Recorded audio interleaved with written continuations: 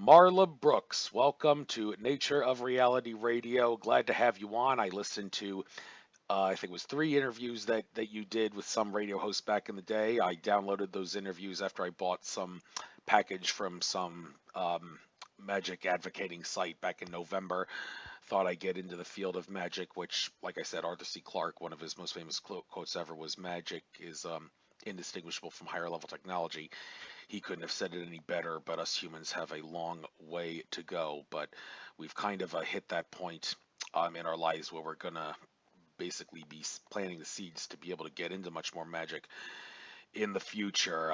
And you can think of this whole coronavirus thing. And oh my God, saying that word is probably going to get cost me a chance to monetize this show from an ad standpoint. I've actually gotten several. Just to say this as a disclaimer, I've gotten several things on my YouTube page where the green dollar sign has been changed to a yellow dollar sign saying your thing contains stuff that may not be suitable for advertising, and I requested a view to all of them, but it's a shame that that kind of censorship has to be going on, and saying that word has maybe cost me a chance to monetize this one, so it doesn't concern me. I'm sure I can use magic and the law of attraction to generate wealth in other ways, and we'll get into that for sure. But Okay.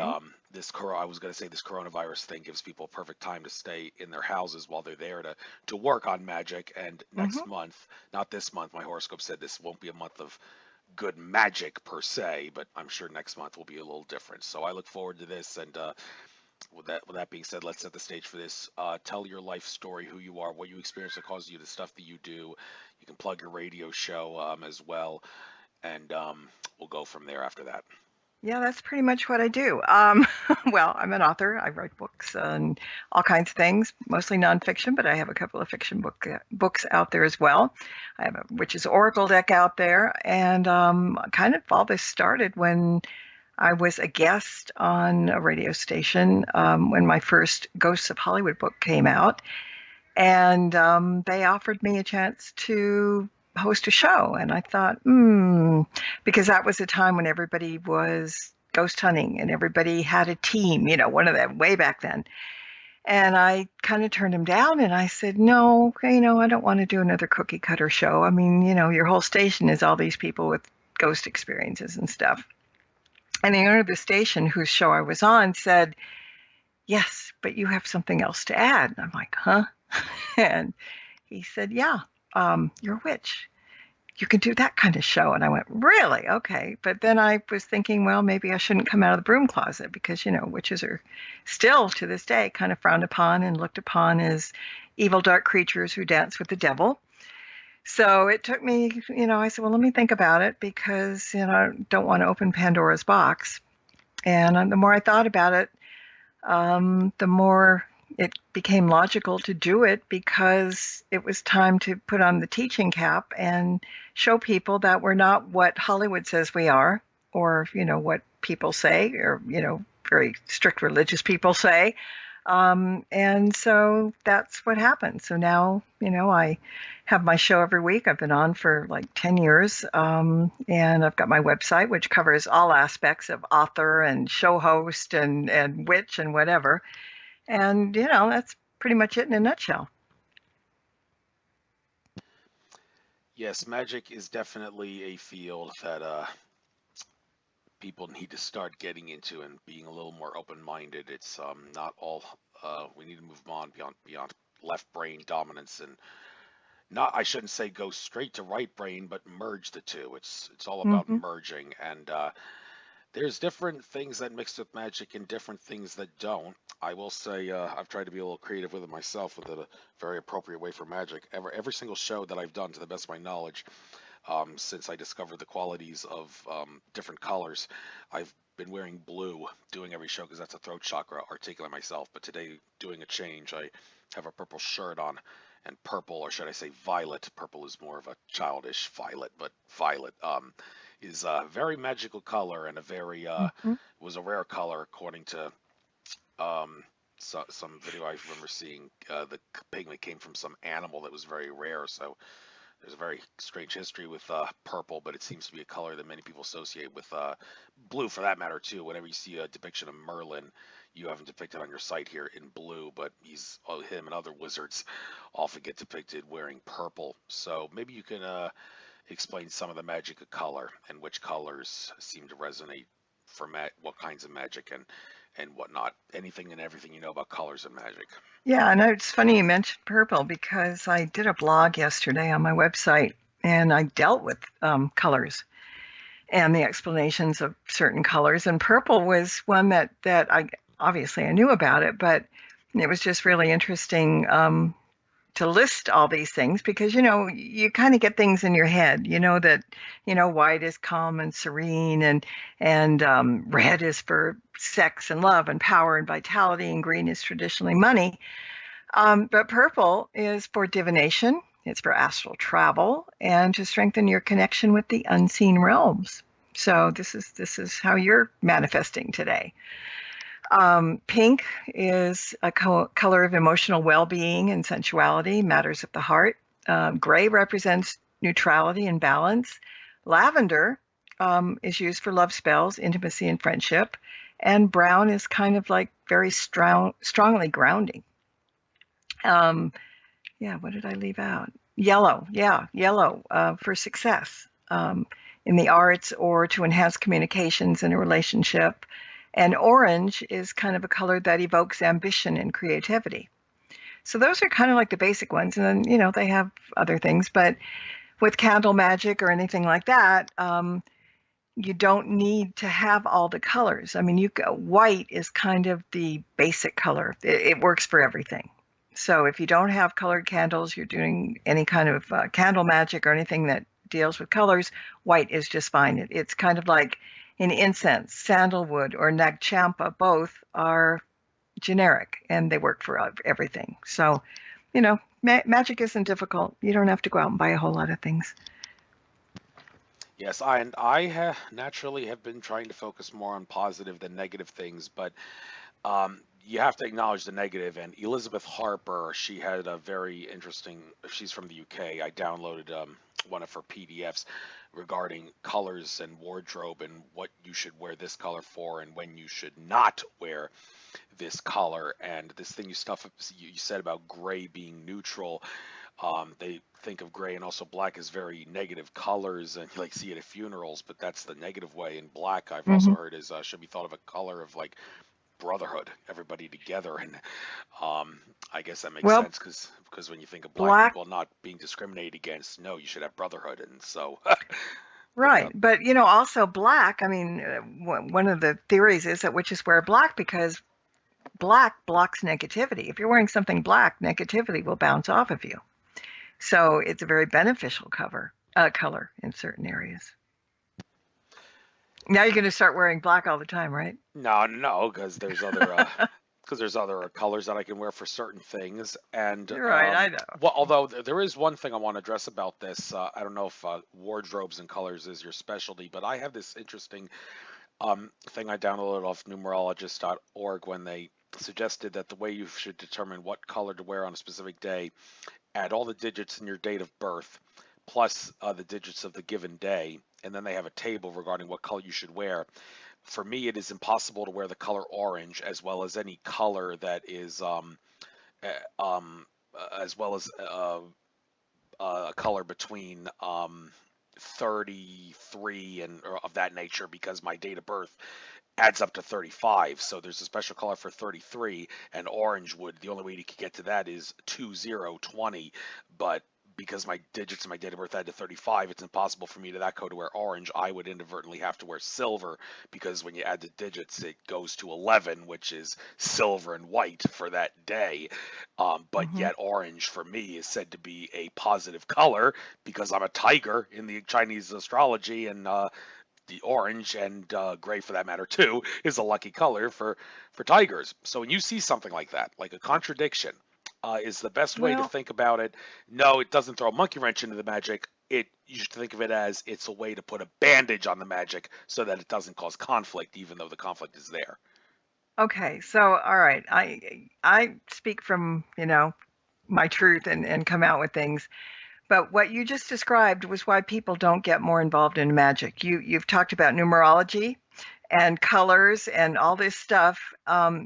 it complicates magic. Magic is not complicated, but everybody has their own take on it. So people that are into astrology and metaphysical things and numerology and all that, if you read everything that everybody does and then try to put it into one package, you're shooting yourself in the foot. Magic is easy. It shouldn't you shouldn't dictate what color you wear that day according to the book. I guess that's what I'm trying to say. You wear the color of the day that attracts you because you are the best tool when you're practicing magic. Your gut is your best teacher. You can't take what everybody says as gospel. You have to trust yourself. And that's the main thing when it comes to magic. And that's why people drive themselves crazy. Well, I should do this and I can't do that, and this blocks out this. It's a waste of energy, seriously. You have to follow your heart. You have to follow your gut. You have to follow your brain, not what somebody else is telling you to do. And that makes the essence of magic work so much better because it's all about intent, and it's your intent. What you want to have happen, what you want to manifest comes from you, not what somebody wrote that it should come from you. See where I'm going with this? Did I burst your Yeah, bubble? absolutely. You're saying you should think of yourself as the creator of your reality, but someone who Absolutely. aspires to be an artist, you don't necessarily have to paint and color on paper to be an artist. An artist, basically someone who interacts with their environment in ways to enhance it. And Mm-hmm. someone that's what I've been told. I am an artist, even though I don't color and paint in my spare time, because that's what I'm trying Right. to do all the time when I go to conferences and look at these things for enhancement. But Mm-hmm. like I said, you can't argue with the fact that there's certain things do mix with that and certain things don't mix with that. And I just today I received a diamond that I've been waiting for in the mail. It's not zirconia, it's a diamond. But the reason it's Mm-hmm. a huge diamond, but it's not worth $40 million because it was not made in the ground. It was made synthetically. Right. And this raises the question, okay, is a diamond that would be this big that is made in the ground because it has that connection to Mother Earth's essence closer than one that a synthetic diamond would. Does that mean that, well, they say size doesn't matter? Well, in some cases it does. Does synthetic versus natural matter in the case of this diamond that I just got having metaphysical qualities? It's what you put into it. So you take that diamond that you just got, and people will say, well, yes, if something comes from the earth, it's more effective and whatever. But when you get any kind of a stone, you have to consecrate it. You have to program it. It doesn't matter if it's plastic or synthetic or real. You can get the best stone from the best place that came from the ground and it's the most beautiful thing. If you don't connect with it, if you don't consecrate it, if you don't put your energy into it, it doesn't matter. It's not going to work. So it's what you put into the material that you use, whether it's stones, crystals, amulets, whatever. It comes from you. You have to put yourself into them.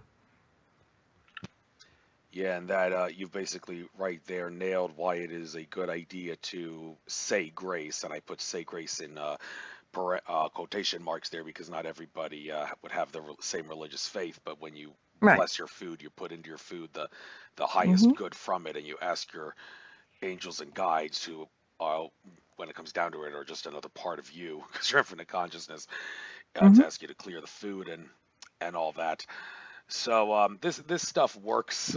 This magic stuff works, and I guess I'll now that we know that it works and the way it works and how you can make the most of it, I guess I'll give you the chance to stir the cauldron, so to speak. I see that's one of the tabs here on your site, but not literally stir the cauldron, but stir the cauldron by enlightening us on different magic spells and stuff that you can do. And how fitting that I say this. I'm on my recent trip to nature in a hot spot that I like. I saw that an area of the creek was clogged with a lot of leaves and sticks, so I decided to stir the cauldron and make the river alchemy more better by unclogging and stirring up all that water and all that. I felt like a witch stirring the cauldron, and I'm sure that nature will try to reward me, and I have gotten a few rewards, so I'm a living example. Well, So when you do a good deed, yeah, it works. so what kind of spells can you offer? I can shut up for as long as I want to not interrupt you, for you to give out every single spell that you do. Maybe not really make a sales pitch out of it yet, but just the kind of magic that you've seen, that you work on, that you do. And I'd like to give you the chance to give your spells by the book here, and ways to enhance them, and all the rest of it. Yeah, I do. I've written 2 spell books. So one of them has to do with workplace spells, and it's like everyday magic on the job. And the other one is called Animal Spells and Magic, and it's not doing magic on animals, it's doing magic for animals, for protection, for all kinds of things. So the spells that I do are simple, but I'm going to start out by saying not everybody should practice magic, because there are so many pitfalls and pratfalls and things that you can get into so much trouble without knowing what you're doing. Anybody can cast a spell, hocus pocus dominocus, and it's done. But let's give an example. Suppose you're really mad at somebody and you want to put a spell on them. All right, anybody can go into the internet and find a spell for revenge or whatever. Now, you don't know who wrote that. B, you don't know who wrote it and what kind of intent they put into this spell. You don't realize that you can backfire, you can kill people, you can hurt people badly. So, all right, let's say that John Doe really ticked me off, and I don't know anything about magic. So I go and I pick out a spell, and I say, okay, I'm going to do this. And I read exactly what that spell is, and whether it says to, circle 3 times clockwise or spit over your shoulder, whatever. There's a lot of stupid spells out there, but there's a lot of good ones too. But what you don't realize is if you don't do it right, if you're not specific about what you're doing, especially if it's something negative and to somebody else, that spell can go in their direction, and you can hurt their family, their children, their parents without even knowing it, because you want revenge on this person and you're really mad because the guy did something stupid, and you could end up wiping out a whole family or bringing them misery or whatever. So this is what I'm saying. It's not spell work isn't just something you just pick up and say, okay, I'm going to cast a spell, because will it work? Sure. Will it backfire? A lot. So you need to learn about the whole deal of spells and what they are and how they work. And to be honest, most witches don't sit around and do spells all the time. I very seldom do spells. Sometimes when they're necessary, I do. But I'm metaphysical as well, so I deal with the universe and spirit guides and things like that. But for doing it for fun's sake, or all right, let's say love spells. Everybody needs a love spell. Come Valentine's Day, everybody's looking really hard to do a love spell. Well, there's a problem with love spells if you don't do them right, because what you're going to do if I want so-and-so, I see this guy and I want him to be mine, for example. So I go after this guy and I put a spell on him to be attracted to me, to come to me. Well, you're interfering with somebody's free will when you do that. And that's always going to end up a really bad situation. You will be hurt, someone else will be hurt. You never, ever, in doing spell work, take anybody's free will, because that is the thing that's going to kind of kick your karma butt really, really hard. So, you have to be really careful. I mean, like I said, when Animal Spells and Magic first came out, people said, well, oh my God, she's putting, spells on animals. And it's no. This is a book that has like all the deities when you're doing spell work for animal spells. So we do like, let's say, an animal candle protection spell. And so it's just, it's a simple spell with a brown candle. You can use like lotus or bayberry or violet incense and myrrh oil, and you like anoint the candle. And you find a candle that, when you go to candle shops, they have little cats and dogs and candles or whatever. So you find a brown candle in the likeness of your pet, so much the better. I mean, if not, a regular candle will do.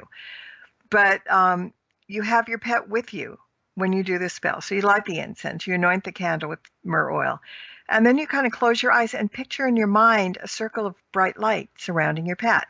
So this is a protective light. And then there's an incantation to follow. And in this one, it's child of the earth and child of my own, danger to you I will not condone. May this protective light never wane, and free from harm you will remain. So mote it be. And then you just let the candle burn as you meditate on the incantation. And when you feel in your gut that the message has been sent, then blow out the candles, rub the smoke in the palm of your hands, and you open your palms upward and release your message into the ethers. So it's simple things like that. But, you know, there are animals that won't sleep through the night and keep you up. Like my cat is a pain with that. I mean, he keeps me up a lot. But you can do like a sleep through the night lullaby for them. It's a spell. Or if you have a fish tank, there's a happy aquarium spell. And so, you know, there's all those kinds of things to protect the cats and the dogs and, you know, your fur babies or whatever. And stones that help, crystals and stones. So, I mean, that's the kind of spells that don't hurt people, but they help in many ways. And that's pretty much what the Workplace Spells book is. It talks about different incenses. It talks about oils, their properties. It covers like most things that people deal with on the job, you know, like raises or whatever, ways to get your courage up. Sometimes, you know, you have to work, you have to get up and speak and you're dead scared to do that. You know, so it's all like harmony powder, for example. You know, if you're in an office with a whole bunch of people that are really kind of nasty and you don't get along and everything, you can make a little bit of harmony powder and go into work a little bit early and sprinkle it around the workplace, and that should help.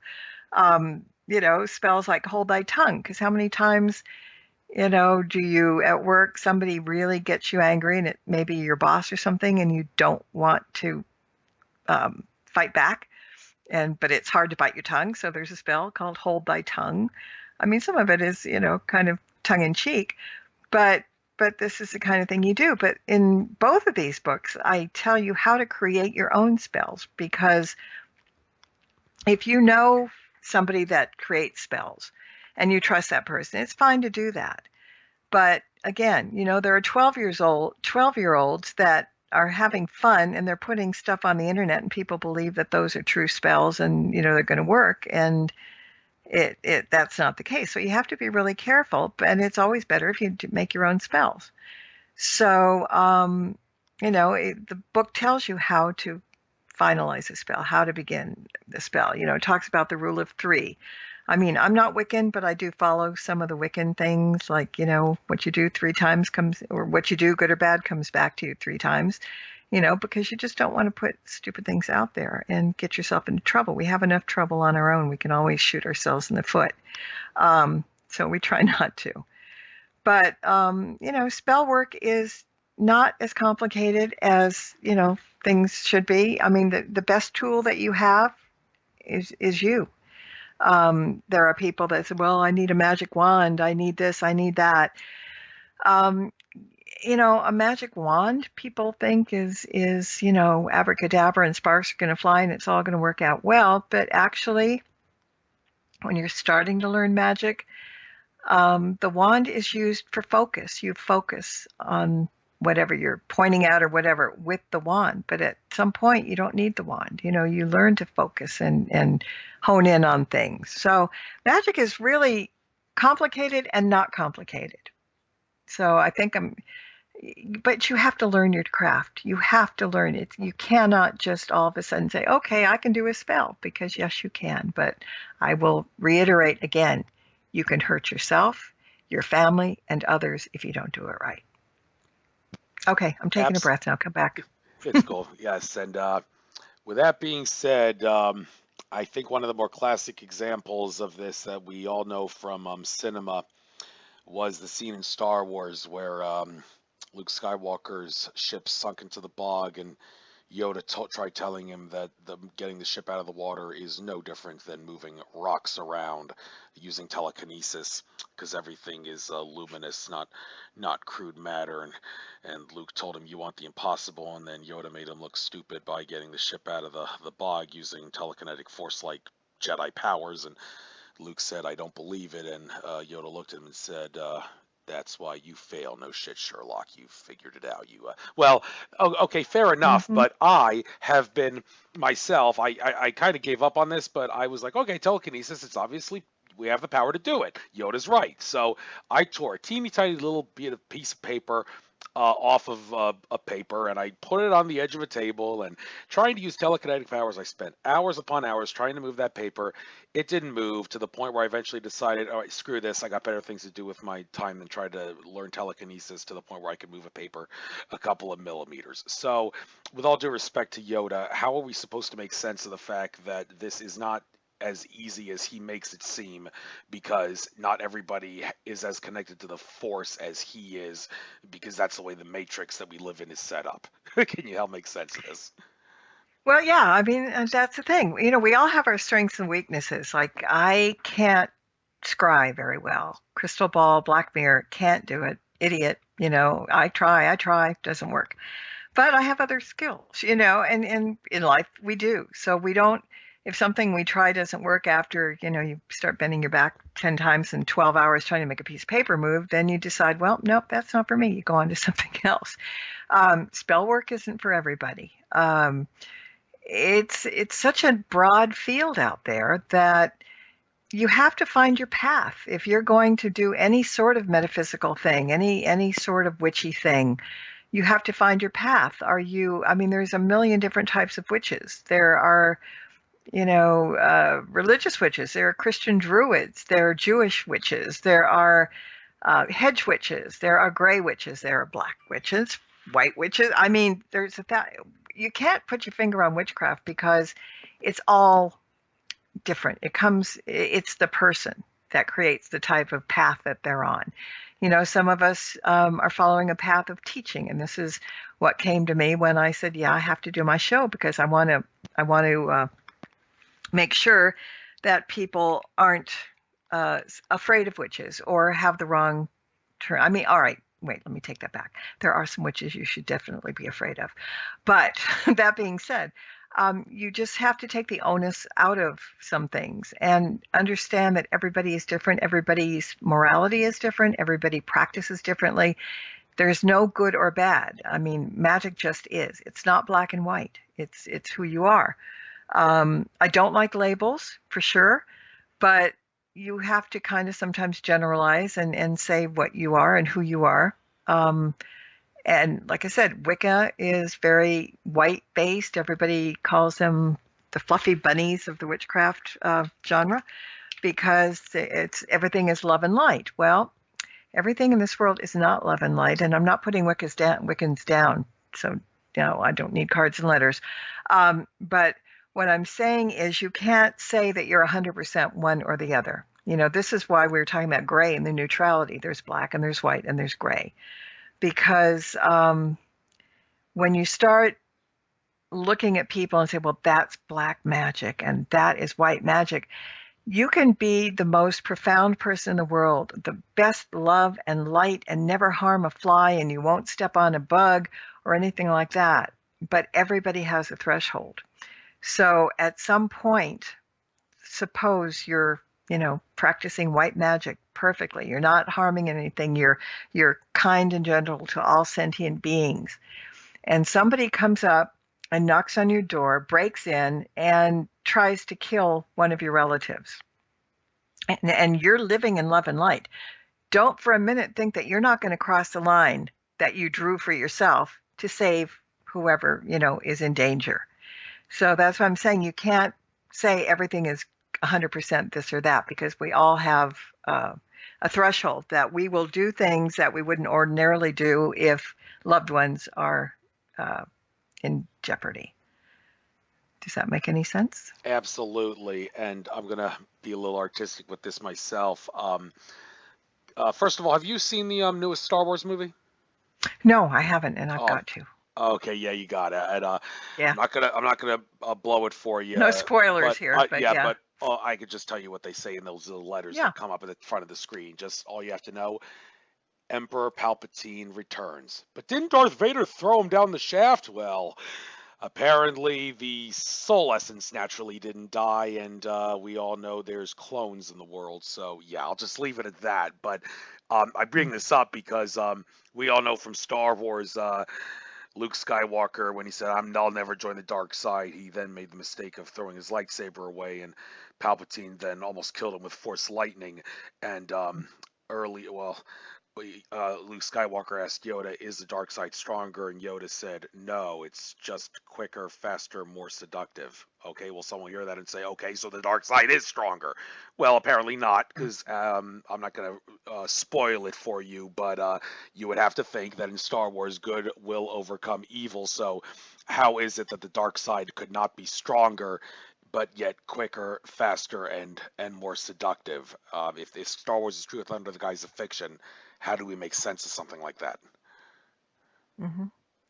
Yeah. I mean, it's, like I said, complicated but easy at the same time, and you can make it as easy or difficult as you want.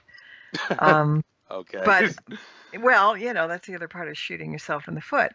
But I mean, the main message here is when you're looking to get into something like this, into spell casting or, whatever, find your path first. What do you want out of it? You have to kind of talk to yourself and say, well, why do I want to do this? What benefit is it to me? Is it beneficial just to me, or is it beneficial to people that I care about? Is it beneficial to the universe? There's so many paths to take, and they're not all laid out exactly the same because we're all not laid out exactly the same. Um, but you just can't just jump into it and think, woohoo, I mean, oh yeah, we did when we were teenagers. We all did. But that was stupid because, all right, here's an example. And I've given this example before, but a long time ago, there was somebody that was really, really bothering me. Pestering and being mean and whatever. So I had picked up a spell that people still do now. It's a binding spell, and binding spells aren't exactly the greatest things to do on people. But what you do is you write the person's name on a piece of paper. You put the piece of paper in a jar of water or something, and you put the water in the freezer. And it means that you're freezing this person. They can't get through to you. You're just putting them on hold. You're putting them on ice. And so I did that. I thought, oh, this is going to work. And I didn't realize at the time that when you do a binding spell on somebody else, you kind of bind yourself, which, you find out later. But long story short, a friend of this person who I had on ice got a hold of him one day. And they met, at a store or a gas station. I don't know where they met, but they got together. And my friend said she looked at him and he looked like death warmed over. And I had thought about it, and I had taken that thing out of the freezer a few days before. I started realizing that binding spells weren't great, and I better thaw this person. And so when my friend ran into this person, it was a couple days after he was thawed out. And I know this sounds funny, I just don't know any other way to say it. But she looked at him and she said, he looked like death warmed over. And she said to him, "What happened to you? Are you sick?" He says, "I don't know, but for the last few months, I've not been well. There's nothing particularly wrong." But he said, and this was somebody that didn't believe in witchcraft or anything, said, "Somebody must have put a spell on me, because this guy now had physical ailments because of doing that." What I did. It was, at the time I thought, well, this is good. He's never going to bother me again. I didn't take time to think about the repercussions that it would have on me or that it would have on him, because I picked up this spell. It says, "Here, freeze a guy. You'll be good." And you learn the hard way. I mean, fortunately, this person is fine. He's alive and well now. But that's why you have to learn your craft. You have to know your craft. But again, you need to know what your strengths are, what your weaknesses are, and why you're doing it. And if you don't, you're going to end up hurting people. And I'm sorry to keep saying that, but I've seen too many people really badly injured and hurt physically and mentally because somebody said, I'm going to curse you, and they did. And, and that's another thing we can talk in a minute, but I'll let you Well, break in we again. will, and I'm going to get back to that soon. But before I do, there's something else I want to bring up. Hmm. My personal favorite Disney movie of all time, and I'm going to guess if it's your favorite too. Bed Knobs and Broomsticks, the evil stepsister of Mary Poppins. You've seen that movie, Bed Yeah, Knobs? I have. Yes. Uh-huh. Yeah. The thing about that movie, which when the witch played by Angela Lansbury changed Professor Emilius Brown, played by David Tomlinson, into a rabbit, he admitted, this was not supposed to happen. I'm a con man. I just took those spells out of an old book and I gave them my own unique style because the old wizards, they would waffle on. You were not supposed to be able to do this. He thought she approached him to say, I want my money back because you're a fraud, but no, she said, no, they work perfectly well for me. And, well, the rest is history.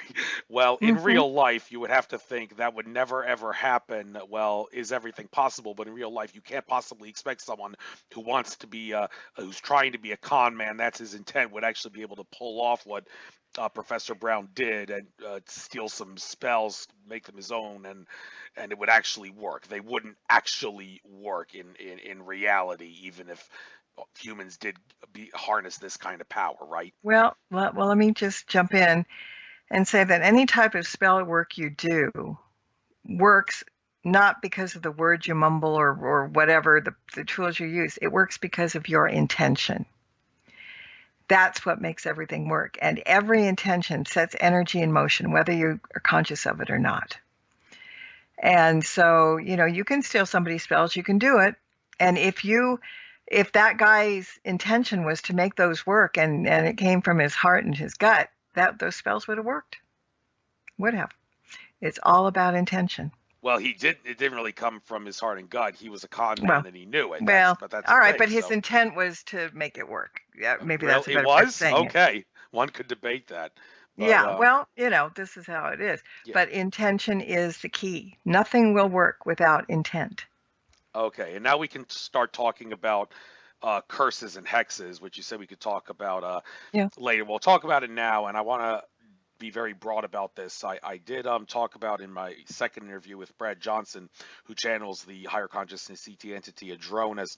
I talked about curses and hexes because Brad Johnson said in one of his talks that they do exist, they are real, they can be created.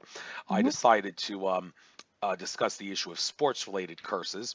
It is an interesting fact that over the past 15 years, this was started by the Boston Red Sox vanquishing Yep. the curse of the Uh-huh. Bambino, The goat, right? 2004. Yeah, but it's interesting. If you were to look at the history of professional sports in America, anyway, I don't know about the rest of the world, but in America, it seems like every other year, some team that is said to have been victimized by some sort of a sports-related curse has won the championship and in effect vanquished the curse. And my question Hmm. for Brad Johnson was, how do we explain this? Is this happening because planet Earth is rising in ascension, and because of that, curses cannot exist. So these teams, it's unavoidable. They're going to win the championship and vanquish the curse. Or is it happening because the people that rig sports behind the scenes, and that does happen, check out my interview with Brian Toohey, have Yeah. decided, okay, let's make a trend out of this and make all the Hmm. rig the sports, all the cursed teams win the Hmm. championship, in which case it's not really a genuine vanquishing of the curse. And Hmm. Jonas did not answer the question directly. He just said that sports is a religion, and that makes it kind of unhealthy to obsess about. But I'm asking you. That's why. Okay, I So, like can that. you Yeah. give a direct answer to the question? Why is this phenomenon playing out, and how do we explain the vanquishing, so to speak, of these sports-related curses by the cursed teams winning titles so often? Well, telling somebody that a curse has been put on a team brings in money because people go to the games to find out, this is a game. Is this going to be the game that breaks the curse? So that's it. But the age-old question is, do curses really work? Well, here's an example. If somebody tells you, if I told you today that I'm going to put a curse on you, would there be any fear in your heart or your head that I would be doing that, and would you worry about the outcome? You're asking me personally. Well, Yeah, yeah. my personal thing, what would go through my head is, I know this person has the power to do this because he's infinite, but I know that I have the power to stop it.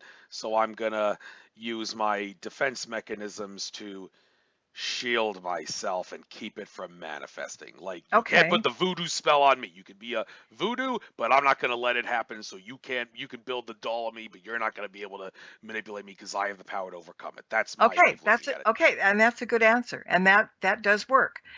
But a lot of times, if somebody is saying, "I'm going to put a curse on you," they all of a sudden think, "Well, he is going to put a curse on me." Now, this person will say it, but not do it. But the one who thinks he's being cursed now is going to have a self-fulfilling prophecy and curse himself. Because I've heard a lot of witches over time and druids and well, not druids, but a lot of witches say, you know what? We never have to curse anybody. All we have to do is threaten and they will do it to themselves. And that I think is probably at least 50% of the cases that, you make a threat and somebody gets so scared that they shoot themselves and they make it happen on their own, self-fulfilling prophecy.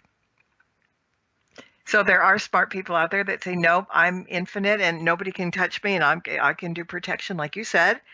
And if I tried to curse you, then, I might get it back, especially if you use a mirror spell.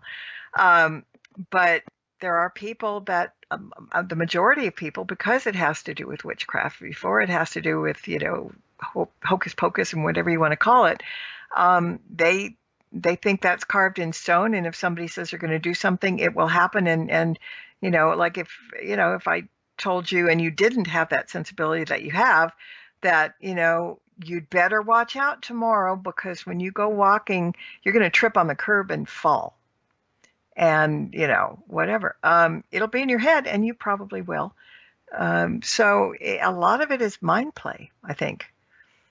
But again, the mirror thing, like a friend of mine, no, a cousin actually, by marriage, got a hold of me and said, and he lives far away in a foreign country, and he said, I think we're being cursed. I think our neighbor is cursing. The whole house is, everybody's arguing with each other, and there's been discord for the longest time. And please, and this was somebody that didn't believe in magic, didn't really believe in witches, but came to me because he was desperate and said, well, what can I do? Please tell me. I'm the whole household is falling apart and whatever. And so I gave him a mirror spell, which is really easy. You take any kind of a mirror and you kind of consecrate it with sea salt to cleanse it. And then you hold the mirror and you put your intentions into the mirror. And it's like, whatever negativities comes to me, I'm going to send back to whoever the sender is. You take the mirror, you put it in a window facing the direction that you think that the cursor is coming from. And that mirror is programmed to bounce off the negativity that comes towards it. So, nobody is really getting hurt. What you're doing is sending back what somebody sent. So that's kind of an eye for an eye. You're not out there to, hurt them any other way, but, get the heck out of my life and, here, whatever you send me, you get back. So something like that is really easy, but you have to believe that it's going to work. And some people don't. And when you don't believe that it's going to work, again, the intention, it won't. But so can somebody do a mirror spell? Yeah, really easily. You can. Not a problem. As long as you program it properly, where the mirror is not going to all of a sudden, suppose it was your next door neighbor, isn't going to pick up the sun and shine it on something that's very flammable in your yard and cause a fire. You have to be very specific. This mirror is, I'm programming you to just bounce back the negativity that's coming my way. Simple, but you explained what you want, so then nothing else bad is going to happen. Everything has to be very concise when you're doing any kind of spell work. Yes, indeed. And well, with that being said, let's be a little artistic with it again, and let's talk about chakra versus no chakra. I recently spent $27 on Natalie Ledwell of Mind Movies, her program of using the chakras above the crown chakra, thinking it's time for to get a little more spiritual. And I can't help but pick on George Kavassilis from Australia for what he says regarding how the chakra system, it's definitely real, it's true and all, but in the end, it's going to do you a disservice to follow life using chakras, because in the end, that was just a brainwashing tactic to get us from following our true heart soul essence, which connects all of us at an infinite love level, which doesn't need chakras to manifest. And my answer to him is, hey, if you can always go with the heart and not get bored, more power to you for not being able to get bored, but you're missing out on all the fun and all the variety of life by not getting all the chakras and all the colors and all the frequencies and everything that goes with it. I mean, George even said from in recent interview that Dolores Cannon, bless her heart, she was getting all of information from all these other entities that were like from different levels, when she could have made it simpler for herself going with the heart soul essence. Well, sometimes getting complicated is fun. And that's my criticism with him. And Well, yeah, yeah, how do you but look at this? well, okay, so now we're talking about horoscopes. We're talking about, I mean, not horoscope, numerology and blah, blah, blah. Magic and this kind of thing is a pure thing. You don't have to keep gunking it up with layer upon layer of things. And this is what you're doing, but not saying that in a negative way. You're trying things to see if they work for you, hopefully. Not that you're going to just say, well, I need to do the chakra thing. Let's do some Reiki. Let's add some numerology and astrology and all this. You don't pile up so much because it's not that complicated. You experiment with things to see what works for you, what you're attracted to. Like I can read tarot, I do oracle decks, and I'm, clairsentient, clairaudient, that kind of stuff. But if somebody would throw me an I Ching thing, I wouldn't know what to do with it. And I'm not good with runes, not ruins, runes. We all have our sensibilities, that things that work for us, but not everything does. And so you try everything to see what works, and you discard the excess because you don't want to gunk it up. I mean, it's like the chi in your body, in Reiki. You have to cleanse that chi. You have to break that thing. I mean, because it just gunks up things. And the same thing with chakras. After a while, you have to cleanse those chakras because they get gunked up. So, my advice to people in general is don't make it so complicated. If you want to learn things, it's great. I taught myself tarot and a few other things, but it's limited to a few things. It's not like everything I see. I mean, I looked at I Ching and I thought, oh, I don't want to bother with that, and it may work really well for other people. Or runes as well, which is more Nordic tradition. You look at things and you don't try everything because it's there. You try things because it draws you in. And as you learn, then you know what to keep and what not to keep. But it's not, you don't have to have like a page-long thing of this, I do this and this and this and this and this. No, be yourself. Be what you feel, not what you think you need to do. Yes, and I am experimenting, and I think it was an investment that can help me more than the $27 down the drain can harm me. And I don't look at it as going down the drain. But Right. Yeah. here's an interesting question, that a philosophical question of all questions to ask that I think would make for good radio conversation. So I'm going to ask you it now and get into why I'm asking it. And I'll tell you one of my guest responses that I think was pretty hilarious. The Okay. question of a human running into contact with a malevolent reptilian alien. Mm-hmm. What would happen there? Okay, there seems to be two schools of thought. One, Mm-hmm. some say just use love energy from your heart soul essence as a weapon, because the evil reptilian alien doesn't like love. You can use that as a weapon to subdue it and you'll be fine. Others say you don't stand a chance. You'll be torn to shreds in a heartbeat. They'll drink your blood like a drunken sailor. They'll devour your carcass like Garfield the cat devours lasagna. You don't stand a chance if you run into a malevolent reptilian alien. You're totally screwed. Obviously, we got a contradiction and some disagreement here. And when I asked Jim Self this question, he said that debate is bullshit. There is no debate. Okay, well, Yeah. Well, that kind of makes sense. how does it make sense? Well, it makes sense because, and I'm going to try not. I mean, I'm going to try to make sense. If I were going to come up against that nasty reptilian, now, why would I think it was nasty? Because I heard other people say it's nasty. I mean, it's a bad thing. I'm going to find out for myself. I'm going to test the waters and see. I mean, not be careless, but I'm going to test the water to see, is this a creature that, like, if I was going to use my heart, is this a creature who even has feelings? I mean, suppose he's, like Vulcan, and you don't have any human feelings, or like Data, in Star Trek. You can't get to a person that doesn't have the same feelings that you have. That's not going to work. Then what do you do? Well, maybe you go to logic. Maybe you let's hope this thing understands English or whatever, or brings a translator. Then you try to reason with somebody logically. You can't just look at somebody at face value and think that you're going to be able to solve the problem. It takes a little bit of digging around and seeing what you can find in order, and you might end up being friends, and you might end up being dinner. We could be wrong, but the idea is to not just think what everybody else told you. You have to see for yourself. So that's why I'm saying it's kind of not debatable, because everybody's going to think differently. Yeah, and of course, the factor, a lot of people try to digress from the question by saying we have to take into account all the factors that happen in the reptilian's life and the human's life before that meeting, to take into account why their soul contract says you will have met each other at X time in X place for X whatever Yeah. karmic reason. But even though Yeah. that doesn't answer the question, that's the metaphysics behind it.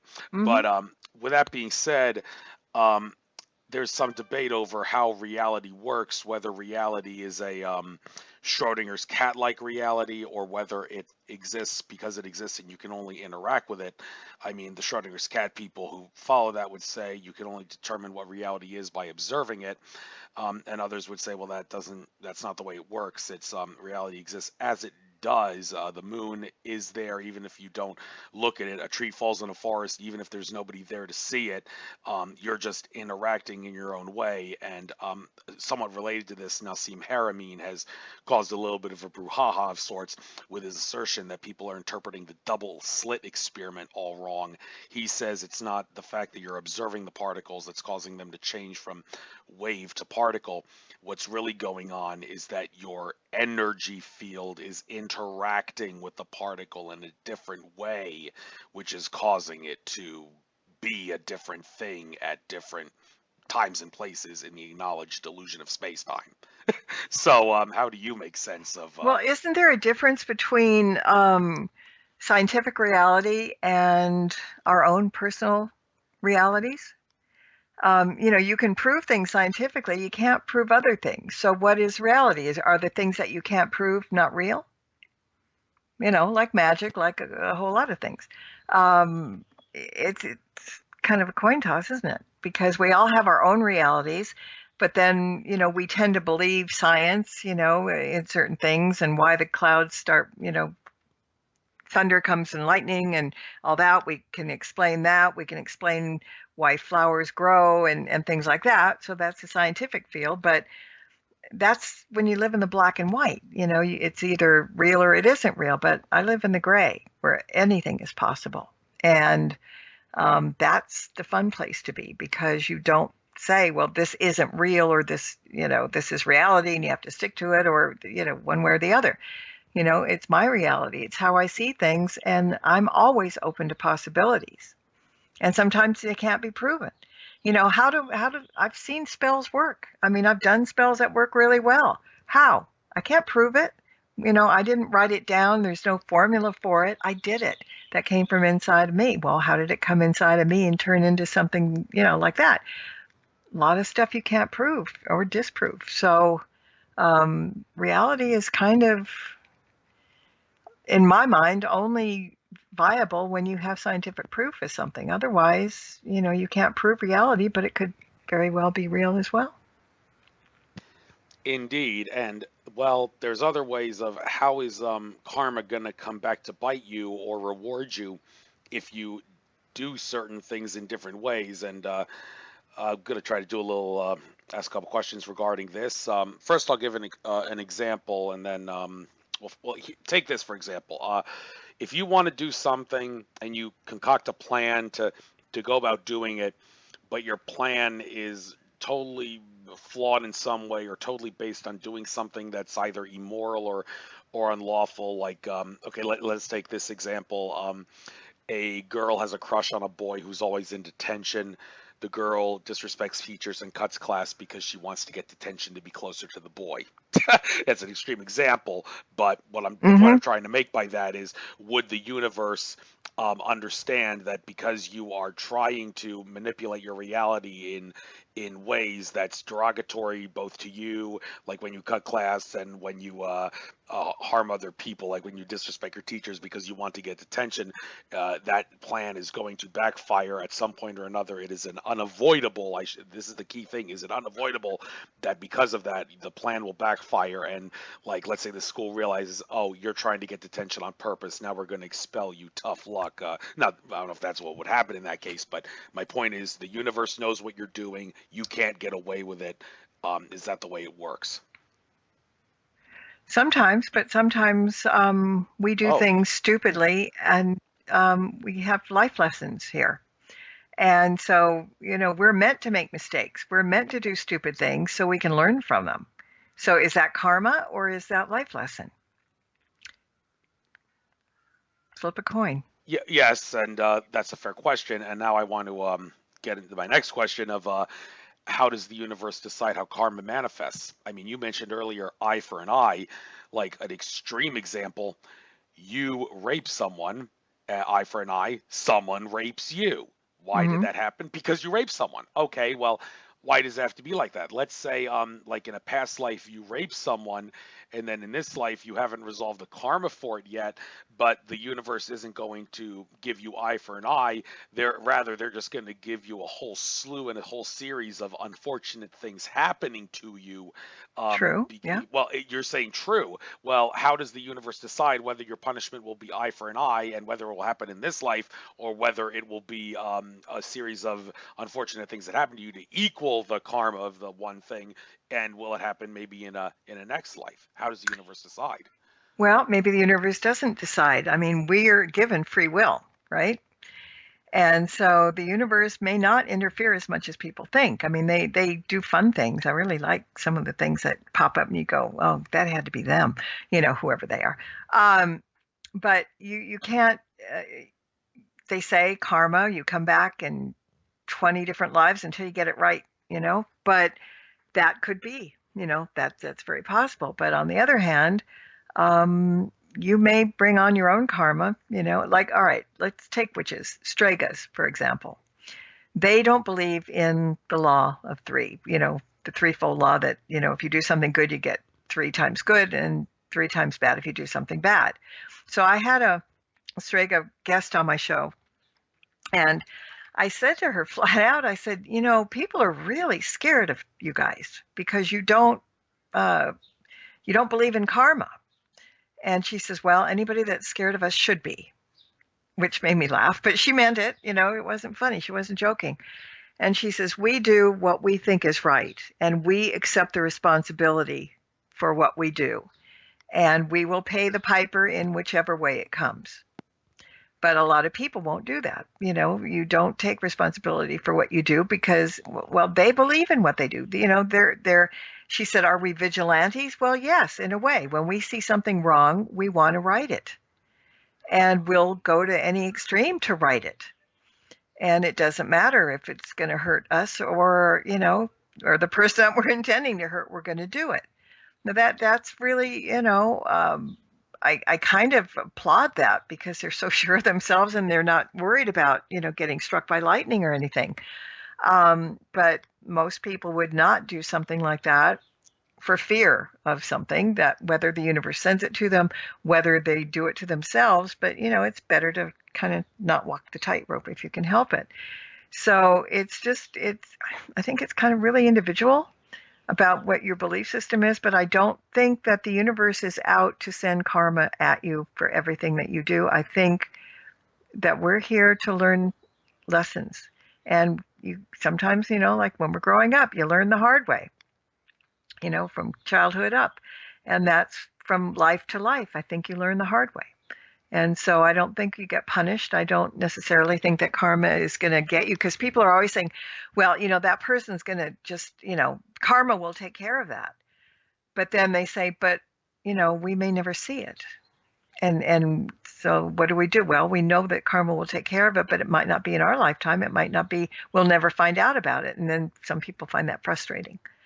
So it's, I think our free will guides us more than karma does. And I think the universe, I mean, if the universe did that, why does bad things happen to so many good people? Why do people get tortured in their lives and they're really good people at heart? Why? What did they do? You know, was it a last life, or maybe this is just something that they need to experience? Did karma do it? Did the universe do it? We don't know. It just comes. It's a really difficult topic to kind of put your finger on, isn't it? But it makes for good radio conversation, Yes, it does. and another thing that will make for good radio conversation, I think, in the very near future. Now, you seem to think you shouldn't complicate things by trying to use astrology, numerology, and different versions of it in so many ways to try to make sense of things because you're making things hard for yourself that way. Well, you do realize, I'm sure, that a lot of if there is any truth to the idea that in the next few years, humanity is going to be moving to a system where we like rather than a capitalist system where money exists and the rich profit off the poor.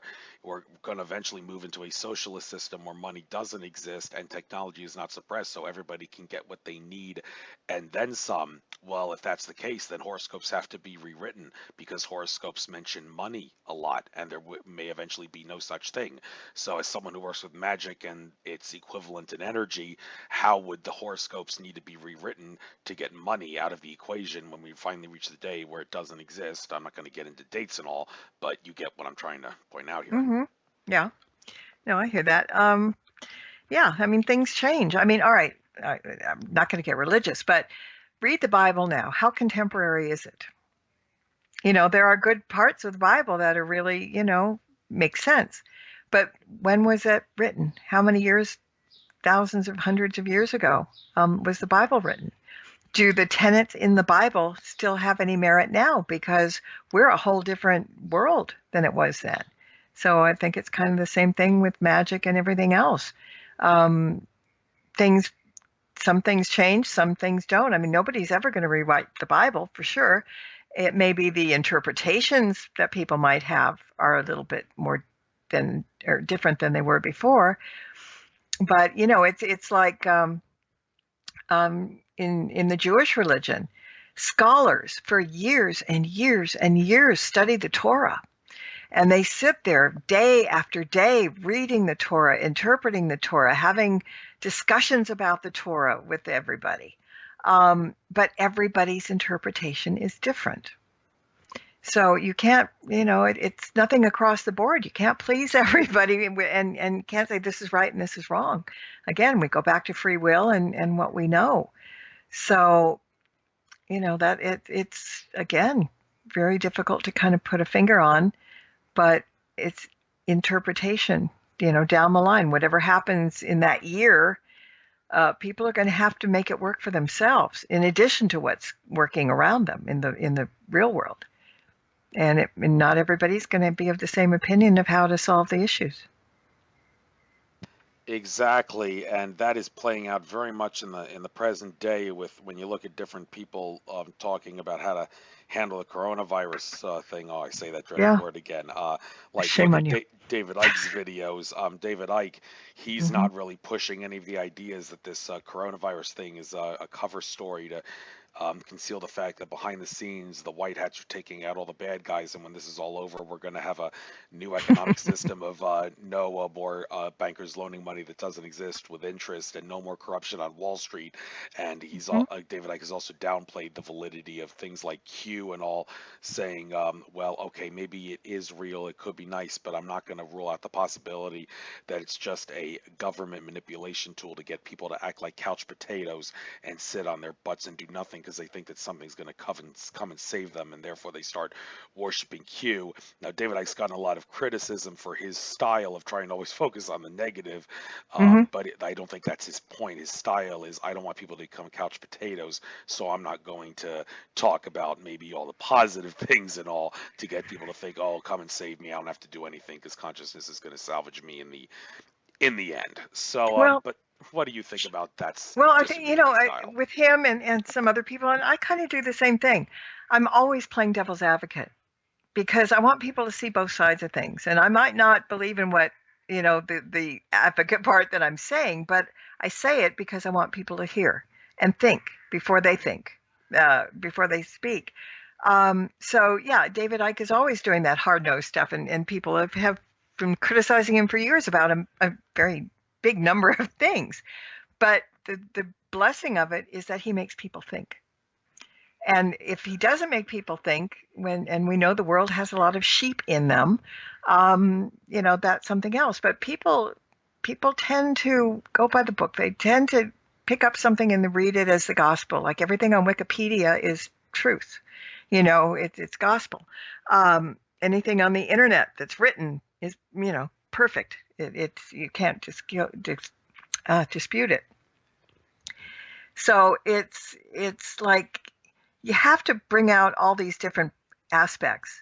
And the smart people, and I don't mean intelligent, high IQ people, but smart people, street smart people, will start thinking things for themselves and seeing what their truth is. And then back to that, it will be your reality and how you handle things. So you have to hear both sides. People can't just shut their ears to hear what they don't want to hear, because you have the option of believing it or not believing it, or listening to it for a little bit, or listening through the whole spiel. But at least open your head, open your ears, open your mind enough to hear what other people are saying. Doesn't mean that you're going to believe in it. It doesn't mean that you're going to agree with it, but listen to it because some of it might make sense. Absolutely, and I cannot tell you how thrilled I am that Alex Jones finally let David Icke come onto his program again. I don't know if you knew, but ever since Donald Trump became president, Alex Jones stopped letting David Icke come on his program because they did not see eye to eye on Trump. Alex Jones gives Trump the benefit of the doubt, and David Icke says Trump is manipulated by Henry Kissinger, Netanyahu, and the Israeli Zionists too much. He can't be trusted. He's a fraud. So, but Alex Jones did finally decide to let David Icke on the program, and of all the things that he chose as a poll question, I just noticed this today, he said, David Icke says the coronavirus is one great big fraud. It's all a lie. It's just genetic material that they're passing off as a virus. Do you agree or disagree? And the most common answer is the virus is real, but it's overblown. I think David Icke, because he's trying to, this wasn't part of the thing, but Cliff High, the Webbot guy, who actually once referred to David Icke as the Gandhi of our time. I see Icke is more of a Cicero than a Gandhi, but anyway, he said David Icke sees a conspiracy in everything. That's the way his brain works. He's mistaken about the genetic material being the same as the virus. There really is a virus. So, there's a saying, it is what it is. It's a cliche expression, especially in sports. But when it comes to understanding reality, can I really confuse the issue so much by saying there is a coronavirus and there isn't a coronavirus? It can be whatever you want to be, and there's no other way to just leave it at that. Well, why give it a name? Just say there's something out there killing people. And then debate where it came from in your own mind if you have to. But, because everybody's blaming everybody for this. And are we ever going to find out for sure? I don't think so.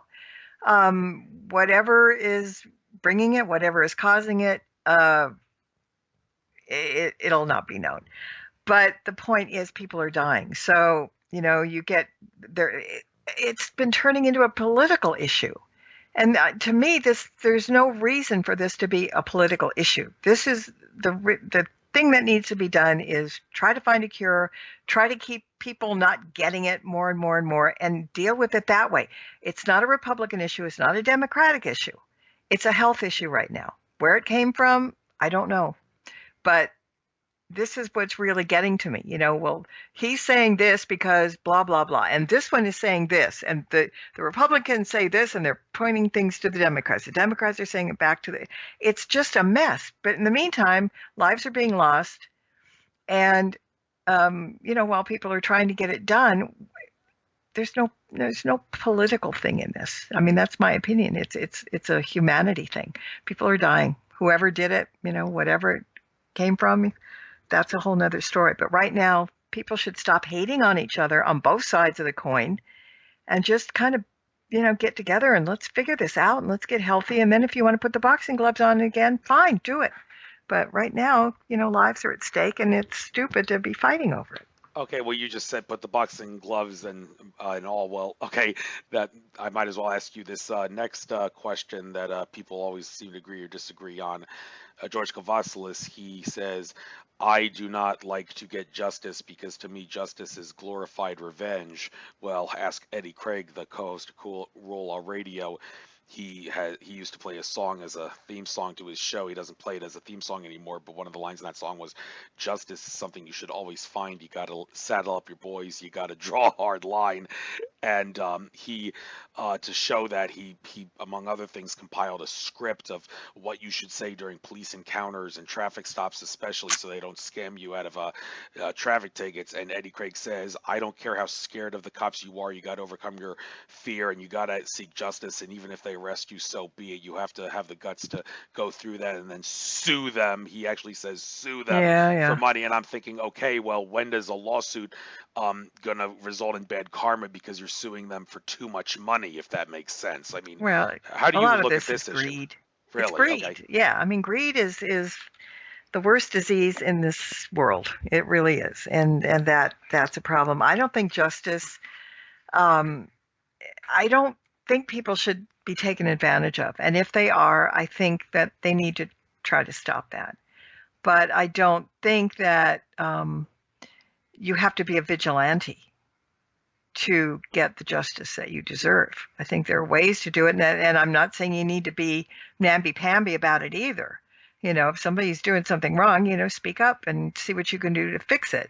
But you don't have to go to extremes in either direction. So I think, you know, justice is something that is deserved, and maybe in some cases it's earned. Um, but I don't see it as something negative, and I don't see it as something that has to turn into something worse than just, you know, solving a problem and getting what's due to you. Right, and what's due to you? Well, like a lot of spiritual people that deal with magic and all, I've noticed. Here's something that we can debate on too: the whole immigration issue. Now, what does that have to do with magic? You say, well, okay, here's the issue: a lot of people in the spiritual and like the magical communities, I've noticed they seem to be of the opinion that immigration should be treated as a right, just because we have the right as a nation to like put borders on our country and vet immigrants who want to come into the country. Some say that that violates the right of the immigrant to travel from point A to point B. And this raises the question, well, why doesn't open borders work in the real world? Well, I think the best answer to that question is because we have different currencies and speak different languages. But of Hmm. course, if we all had the same language and could communicate in the same way, and if the money didn't exist, or at best there was some sort of universal currency, there would be no need to have borders. We're not talking just at a physical level, but at a spiritual level too. It all makes sense, I contend. So, what side of this debate are you on, and how do you see, as someone who works with magic, that we maybe try to use magic to get people to compromise on this issue in the future, so maybe we can eventually reach the day where money doesn't exist and languages are the same, so there would be no need for borders. Well, you know, back a long, long time ago, people came across the border for good reasons. You know, they came for jobs. They didn't buck the system. I used to work in a medical office a long time ago, and we used to get patients from foreign countries that came here. Now, see, it used to be you'd have to have a sponsor to get into America, for example. You know, somebody that was a citizen here would sponsor a relative that would come in. And that seemed to fall by the wayside or something. So we would get people from, let's say, Armenia that would come in, and they would really jump and get on Medi-Cal. They would, you know, we're poor, we don't have anybody, and they're probably living the life of Riley with friends, because you'd see them drive up to the office in Cadillacs, and at that time Cadillac was a big deal. And they would wear gold jewelry, and they were rich people, but they were taken away from the people that really needed it, because they said, back in my country, and they talked openly about it. They said, come to America because you can bulk the system and you can get all this money and stuff. They'll pay you for doing nothing, and they'll think you need it and everything. We'll get food stamps. We'll get, medical insurance. We'll get all this stuff. And this is why a lot of us are coming here, because you guys don't know how to control what you give to those of us that come. And there's a lot of us that will take advantage of it. So, that's where everything started to go, because pretty soon there were patients that we had that needed to be on medicated, they call it elsewhere. They needed it, but everybody else and their brother could get it. So people that genuinely needed it started not being able to have their health insurance and stuff, because all the money was going to these people that really didn't need it. And I'm not saying this is everybody, but there were enough people that really turned the system upside down. And that's why now it's harder to get like a driver's license or an ID, because so many people were getting fake IDs. And finally, 3 or 4 years ago, they went, to the federal system where you had to have all these different things to even get an ID. Whereas before, anybody could have gotten an ID, and they did. And they also kind of screwed the system.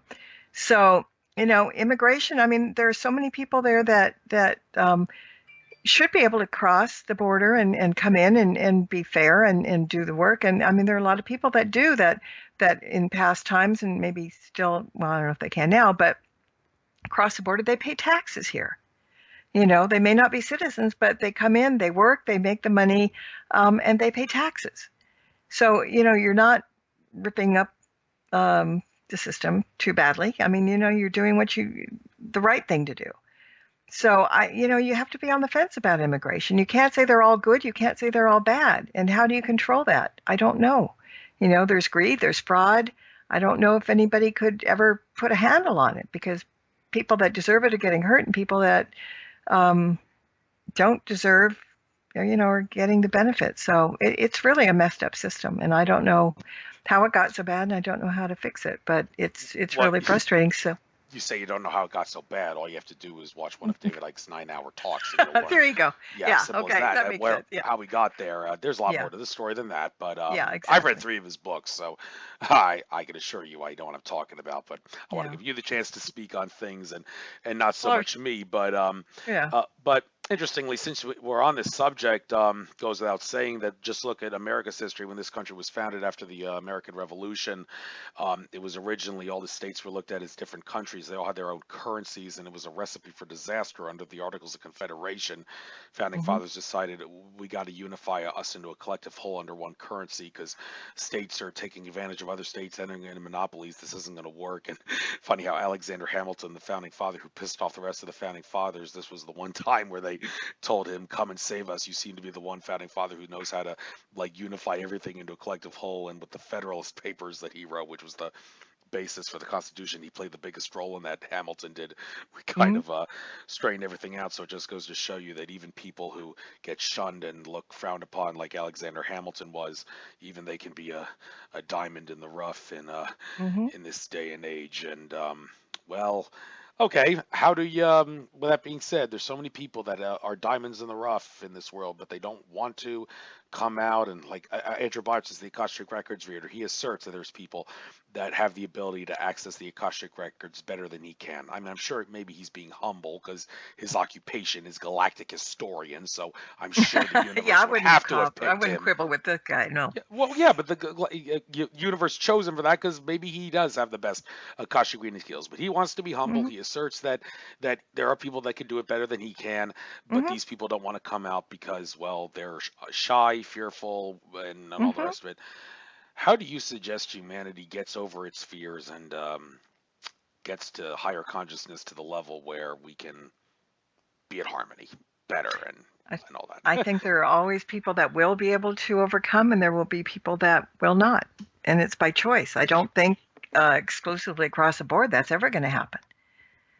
You know, the ones that can bypass and think on their own and make it make some sense out of it and live that way, that's fine. But there are always going to be people that are going to follow or go by the book and not use their imagination. It's, you know, the yin and the yang. And I don't think there's any middle ground where everybody's going to agree on one thing and everybody's going to think the same way. It's pretty impossible.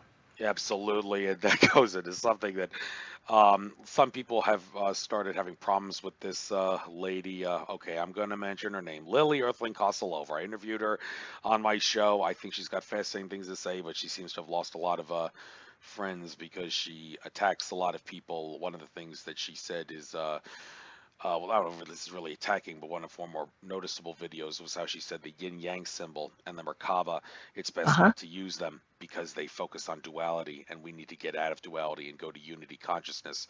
But Mm. others are going to assert that's a silly way of looking at it. You're taking something that has that is supposed to be neutral and forcing it into just a negative way. And well, does that have to do with why she seems to want to attack people all the time? I don't know. I still haven't unfriended her, and I let her post freely on my I haven't deleted a single comment ever since I've been doing this show since 2013. So I seem to be Brave pretty soul. liberal. Really, you call me that? Well, why do you say that? I can't help but ask.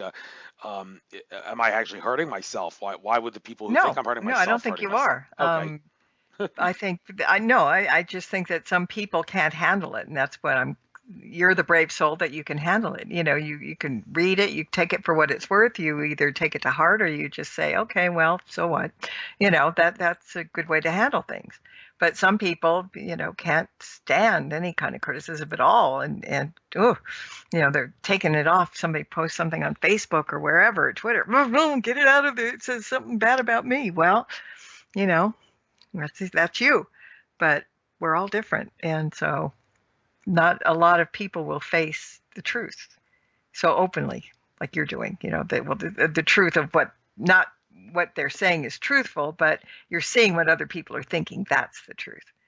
And sometimes, we really don't want to know that a lot of times because I noticed this stuff on my YouTube channel. Somebody just went off on it so badly about the fact that um, these were older shows where I had sometimes longer opening music because I was using regular songs, and sometimes they were 3 or 4 or 5 minutes long. And so this man writes, or woman, I don't know what I remember. Um, I just wasted 6 minutes of my life listening to all that music. Who the hell is this person who does this show and thinks that she can get away with that? And because it's not under my name, it's under the show's name. And I'm sitting there thinking, what? Is that all you can do in this lifetime is say that you lost 6 minutes because my opening song was too long? And then other people started following. It was like a virus. They fed into it and oh yeah, well gee, I wonder why that was long, and oh my God, and that woman talks too much. And I'm thinking to myself, it's my show and I have to ask questions. Am I talking too much? Should I just make my guests do monologues the whole, I mean, it just got crazy. It was like, everybody jumped on that one bandwagon over one stupid thing. And I didn't take it off, because I kind of laughed and thought, okay, get a life, that's fine. But it just surprised me that so many people caught the bug. They drank the Kool-Aid. It's like, oh God, all right. A lot of people in this world aren't quite right, but that's my opinion. Yes, and that being said, it's an interesting fact that some of the people that seem to have the best solutions for how to solve things in the 3D matrix and navigate through it in ways that don't necessarily may necessarily get you hassled, but still in the end you come out victorious. Like I mentioned, Eddie Craig, the co-host of Roll All Radio, he's got some of the best strategies ever for how to use the statutes and the codes to use their own laws to beat them black and blue at every turn. And Dave Champion, the guy who exposed the income tax in his masterpiece book, Income Tax Shattering the Myths. I mean, these guys have great ways of getting into the system to beat the system. But the problem with them is they are extremely left-brained and closed-minded. And the problem is that they say, I'm checkmating the bad guys with my strategies. I assert, no, you're not. You're just doing perpetual check in order to Hmm. checkmate them. you have to become more right-brained and use consciousness and magic. I should say that because, well, that's your work. You're a spell artist to use to beat the system and overpower it in the end. That's the only way you can checkmate them, rather than the perpetual check methods you use to try to beat them at every court case and but not overpower them in the end. Well, the problem is these people seem so left-brained and closed-minded, and I can't help but notice how interesting it is that some of the people who have the best strategies for beating the 3D matrix are some of the most intellectual but yet unintelligent. Intelligence being intellectual plus creativity. They aren't creative with their intellectual abilities, because therefore they're not intelligent. You get what I'm trying to say. Any advice on how to get these people to be more balance out the right brain and the left brain rather than be so left brained all the time? And why is it that these people of all people have been selected to be so good at beating the 3D matrix? Yeah, I mean, I don't know. There's so many questions out there that can't be answered, and it's frustrating. Wow. It But really I like is. asking them. Yeah, exactly. But again, it makes people think. You think for a minute, and then if your brain starts smoking, then you think, okay, I don't need to think anymore about this. I don't have an answer. But there are things that don't have answers, and you can't expect to come up with an answer for every single problem or every single issue, just like you can't expect people to think the way that you do. A lot of people do that. Well, if it was me, I would have done, well, it isn't you. And that person could probably say it back to you, well, it was me, that's what makes the world so interesting and frustrating at the same time. Right. I mentioned the thing about intelligence is intellect plus creativity. Perfect example of that was the late Stephen Hawking.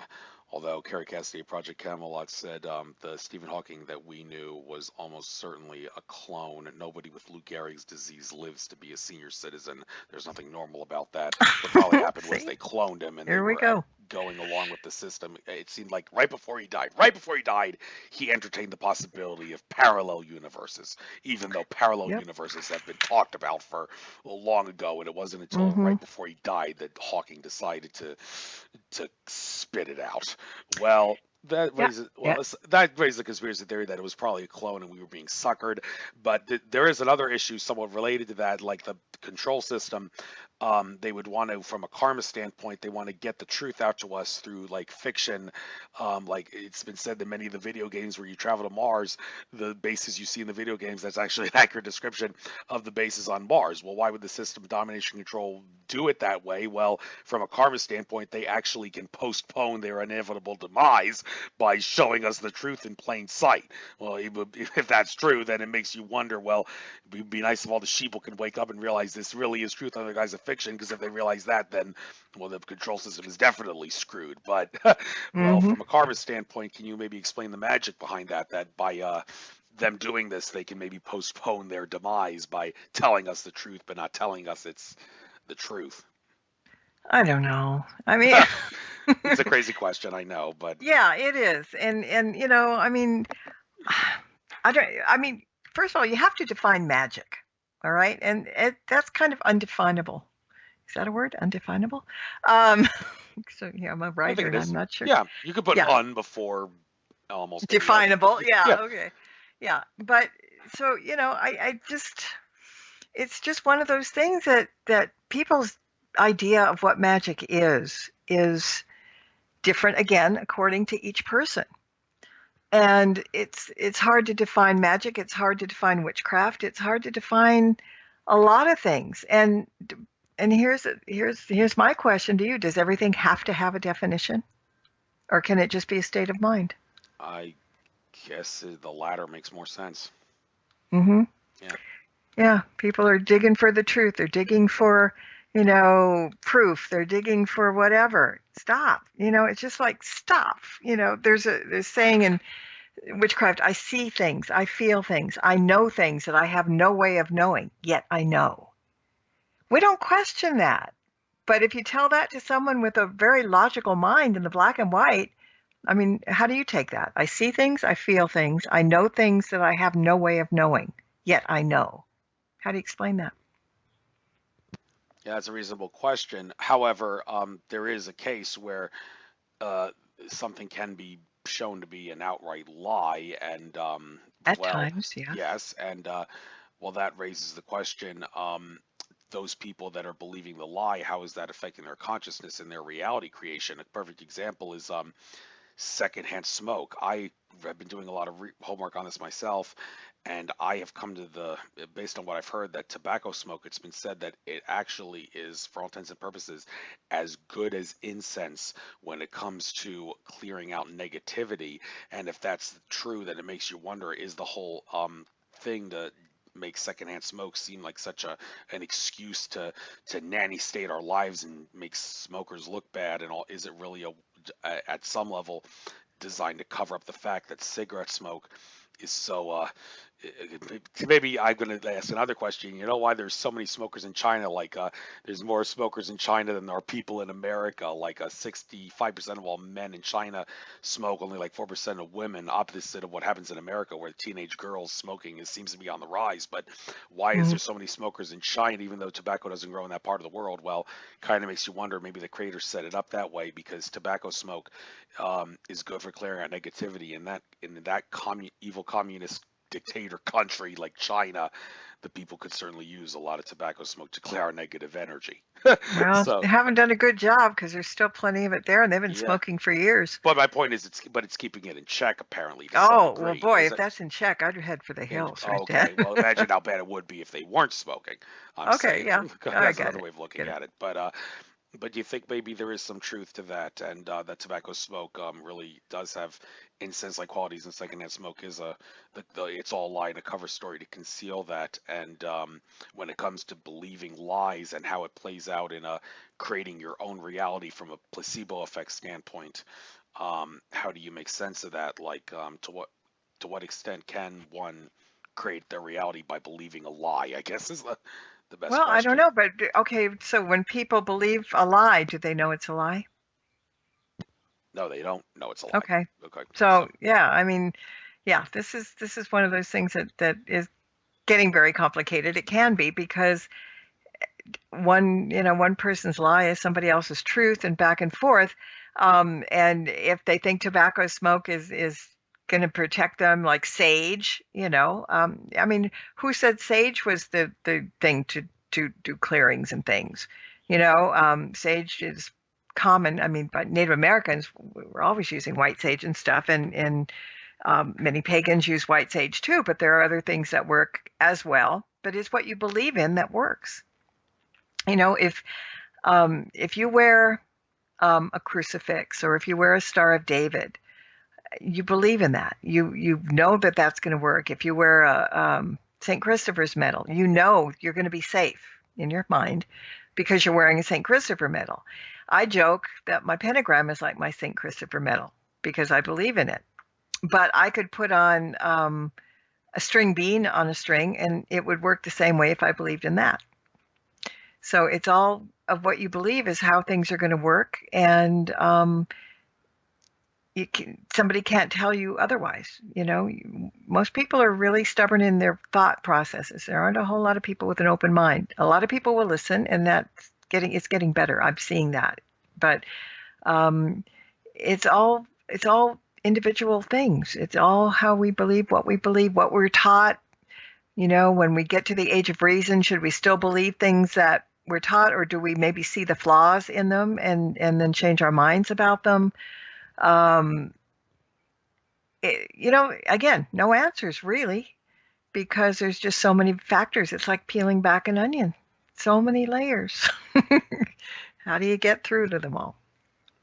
right, and no doubt you've mentioned earlier in this talk that it's what you believe that manifests. That is true. Everything has its own infinite potential, but Hmm. there are reasons for why certain things work better than others, and I guess it all comes down to the frequencies and all that, and so many other factors. And well, wow, I'm almost running out of questions here to ask you. So we haven't gone 2 hours yet, but hey, if you want to maybe make a little bit of a sales pitch out of it, now's your chance, and get at anything you like, any thing regarding your future shows that you're going to do on your Stirring the Cauldron program on Parex Radio, whatever it is that it's Hmm. called, and Yeah. get get that out, anything you like, and maybe a quick recap of some key spells that you think people are definitely pertinent in the present day that people can try in their excessive free time in this time of coronavirus civilization shutdown.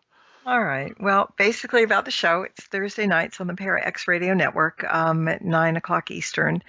And we cover all different gamuts. I mean, we talk about UFOs. We've talked about conspiracy theories. We've talked about witchcraft. We talk about ghosts and hauntings. And I have guests that are mediums. I have guests that channel people. Just about everything gets covered because anything, well, not everything, but in the metaphysical realm.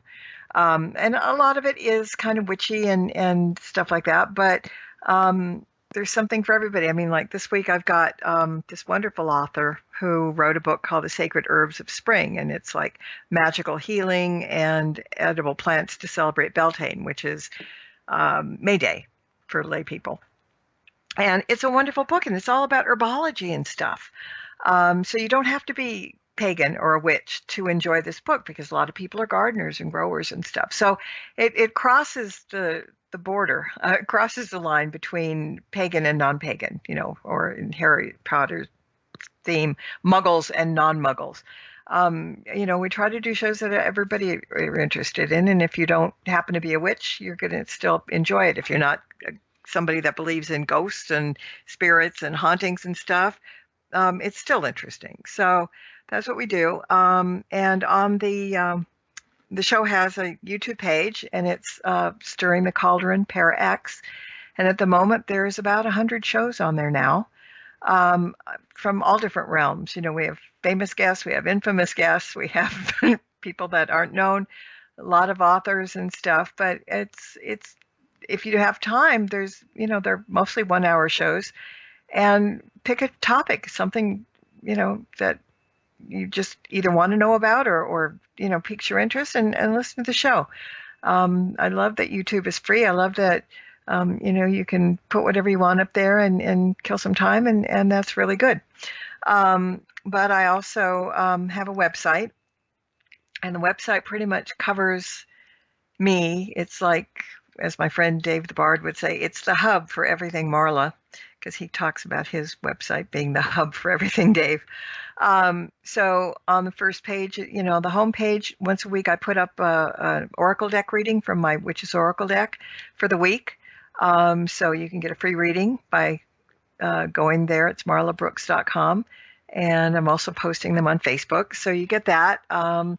But I've got several pages on my website. I've got one for the oracle deck itself. I've got one for my books. I've got one for services, like I do readings and things like that. So you get lost.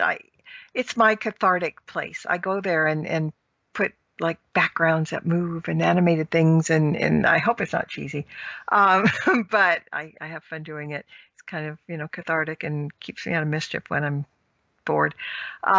But yeah, so to find out more about me and everything, that would be the place to go, is marlabrooks.com. And then there's a show page on there also for shows that you can click on and get some shows there too. Not as many as YouTube, because the shows are on Podomatic and there's only so much storage space that you have, so I have to keep replacing them on that. But the YouTube channel, everything is there for the last, I think, year and a half. So that's good. But other than that, I mean, books, there's books on ghosts. There's, as I mentioned before, the spell books. I've got 2 fiction books. One's a thriller, and one's kind of like a sort of like a fantasy fiction, like a Harry Pottery kind of thing. So, but everything's on the website, everything you need to know. And, I think right now I'm just looking through one of the spell books to see what might work for what's going on with us today, because I think everybody's going crazy because things are so different and new, and people are getting bored and they don't want to stay home, or they want to stay home. I mean, we don't know what to do. And how do you get peace of mind? That I think is the main question here. Some people use candles, to meditate, and meditating is a really good idea if you can. I have this thing called a wish sack. W-I-S-H, sack. And it's an easy kind of way to do a quick spell. And what you do is just on a small piece of paper, just put a pinch of cinnamon or ginger and kind of twist the thing into a little bag.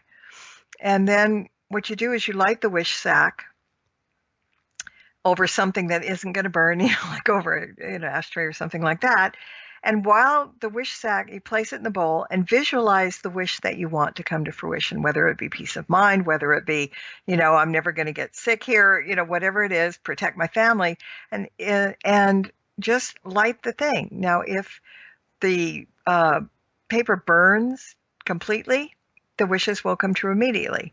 If you have to relight the little paper thing once or twice, it signifies positive results, but only after some obstacles are there to clear. And they may be of your doing or not. But in this one, if you have to relight the paper more than twice, that's an indication that either wish isn't going to come to pass, or it's something that you shouldn't be wishing for, something that's not good for you. So that's one kind of thing. And very simply, like stress, everybody's stressed out. Well, there's the shower spell. And boy, is that easy. I mean, like some people sing in the shower, and in other words, use the flow of the water to wash away the stresses. So all you have to do is just lather up, get in the shower, lather up, and visualize all your anxiety and stress being in those soap bubbles on your body. And as the water gets rid of the soap and goes down the drain, all your troubles go down with it. And, you can do incantations if you want, like water everywhere, rinse away my every care, cleanse my body, mind, and soul before the stress can take its toll. You can use a spell, an incantation, you don't have to. But, that's something else to do to get where you need to be. The wish sack, what are you wishing for? You're stressed, lather up and let those soap bubbles take you down the drain. And they work. Those things are really good and very simple. And those are the kind of spells that everybody can do without anybody getting any kind of repercussions. Okay, I'm taking another breath. Go for it. It's all right. So I recognize that cinnamon in the bag spell from one of the other interviews I listened with you, the shower spell. Yeah. I like taking showers as much as I love getting dirty in nature, so I'll definitely try to incorporate that more often in my Yeah, that's easy. It was a pleasure having you on. I will upload this to YouTube by midnight tomorrow at the absolute latest. You're more than welcome, like I said, to upload it to your programs as well, to kill two birds with one stone and get this info out. And great interview. I think we learned a lot, learned a few things myself. Really tried to make people think with this and incorporate magic work in this time where magic's got to become incorporated more, I assert. So namaste. Enjoy the rest of your check for the consciousness, spells and all. And good luck. Take care. Thank you. You're welcome. Bye-bye.